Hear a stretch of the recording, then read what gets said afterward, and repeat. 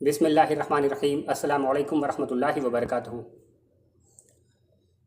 حضرت ابوبکر صدیق کی زندگی میں اتنی دفعہ ربیع الاول آیا، حضرت عمر فاروق اعظم کی زندگی میں اتنی دفعہ ربیع الاول کا موقع آیا، حضرت عثمان غنی کی زندگی میں اتنی دفعہ میلاد النبی کا موقع آیا، کسی نے بھی میلاد نہیں منایا تو پھر تم کیوں مناتے ہو؟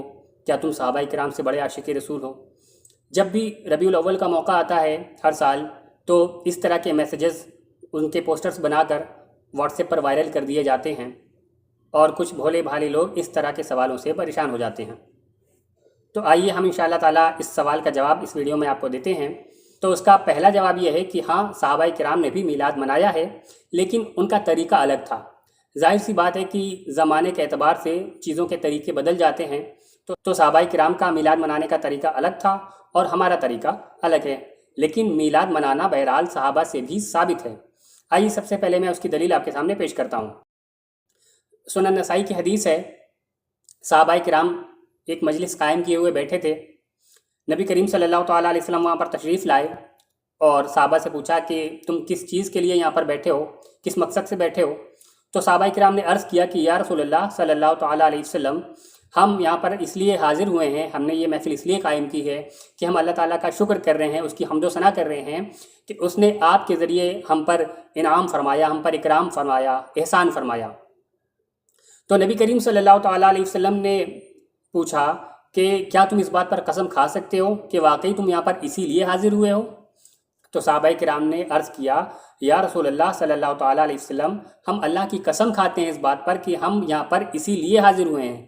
تو نبی کریم صلی اللہ تعالیٰ علیہ وسلم نے ارشاد فرمایا کہ ابھی ابھی میرے پاس جبریل آئے تھے اور انہوں نے مجھے بتایا کہ اللہ تعالیٰ تمہاری اس مجلس پر اپنے فرشتوں میں فخر فرما رہا ہے۔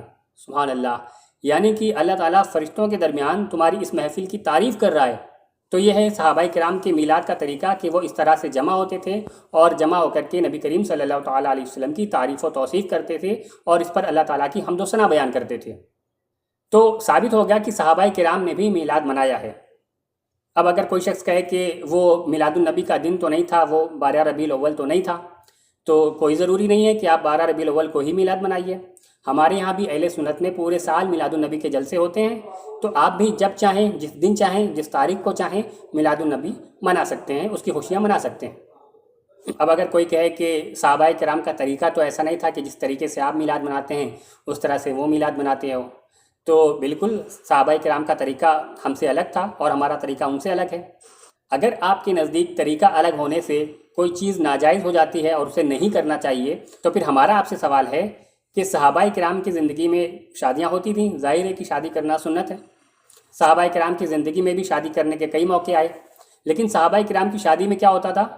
صرف نکاح ہوتا تھا اور ولیمہ ہوتا تھا۔ صحابہ کرام کی شادیوں میں ایسا نہیں تھا کہ وہ شادی کے دن نئے کپڑے پہنتے ہوں اور اسپیشلی شادی کے لیے نئے کپڑے بنواتے ہوں، مگر آپ تو بنواتے ہیں۔ صحابہ کرام اپنی شادی میں شیروانی بھی نہیں پہنتے تھے، مگر آپ تو پہنتے ہو۔ صحابہ کرام اپنے ولیمے میں کوٹ پینٹ بھی نہیں پہنتے تھے، مگر آپ تو پہنتے ہو۔ صحابہ کرام اسپرے والا پرفیوم نہیں لگاتے تھے، مگر آپ تو لگاتے ہو۔ صحابہ کرام اپنے گھروں میں لائٹس بھی نہیں لگاتے تھے، اپنے گھروں کو سجاتے بھی نہیں تھے، مگر آپ تو سجاتے ہو۔ یعنی کہ آپ کا شادی کا طریقہ بھی صحابہ کی شادی کے طریقے سے الگ ہے۔ تو پھر کیا یہ کہہ دیا جائے کہ آپ جو شادیاں کرتے ہیں یہ شادیاں کرنا ناجائز ہے؟ تو ظاہر ہے کہ آپ ایسا نہیں کہہ سکتے، کیونکہ طریقہ بدلنے سے کوئی چیز ناجائز نہیں ہو جاتی جب تک کہ وہ شریعت کے کسی اصول سے ٹکراتی نہ ہو۔ اب ایک آخری سوال ہم آپ سے یہ پوچھنا چاہتے ہیں کہ کیا آپ واقعی یہ اصول فالو کرتے ہیں کہ جو کام صحابہ کرام نے نہیں کیا وہ آپ نہیں کرتے؟ کیونکہ آپ کی زندگی میں بھی ایسے سینکڑوں کام ہیں جو صحابہ کرام نے نہیں کیے، مگر پھر بھی آپ انہیں کرتے ہیں۔ تو پھر ہم سے یہ سوال کیوں کرتے ہو کہ یہ کام صحابہ نے نہیں کیا تو پھر تم کیوں کرتے ہو؟ پہلے آپ خود تو اپنی زندگی کو دیکھیے، آپ خود وہ سارے کام کر رہے ہیں جو صحابہ نے نہیں کیے تھے، اور پھر صحابہ کرام میلاد کرتے تھے، اس بات کی دلیل ہم نے آپ کے سامنے پیش کر دی۔ تو آج کے بعد جب بھی کوئی آپ سے سوال کرے کہ حضرت ابوبکر صدیق کی زندگی میں اتنی بار میلاد کا موقع آیا، حضرت عمر کی زندگی میں اتنی بار آیا، حضرت عثمان کی زندگی میں اتنی بار آیا، انہوں نے میلاد نہیں منایا، جب بھی کوئی آپ سے ایسا سوال کرے تو آپ اس کے سامنے یہ دلیل ضرور پیش کریں کہ صحابہ نے بھی میلاد کیا ہے، البتہ ان کا طریقہ الگ تھا۔ اور جب وہ طریقے پر اعتراض کریں کہ تم الگ طریقے سے کیوں کرتے ہو، تو پھر آپ اس کے سامنے یہ کویشچنس ضرور رکھیں جو ہم نے یہاں پر آپ کو بتائے ہیں۔ کیونکہ اگر طریقہ بدلنے سے کوئی چیز ناجائز ہو جاتی ہے تو پھر آج وہ جس طریقے سے شادی کر رہے ہیں ان کا شادی کرنا بھی ناجائز ہو جائے گا۔ انشاءاللہ تعالیٰ اگلی ویڈیو میں ملتے ہیں۔ ویڈیو کو لائک کریں، چینل کو سبسکرائب کریں، اپنے دوست احباب کو شیئر کریں، ہو سکتا ہے آپ کے ذریعے کسی کی اصلاح ہو جائے۔ السلام علیکم ورحمۃ اللہ وبرکاتہ۔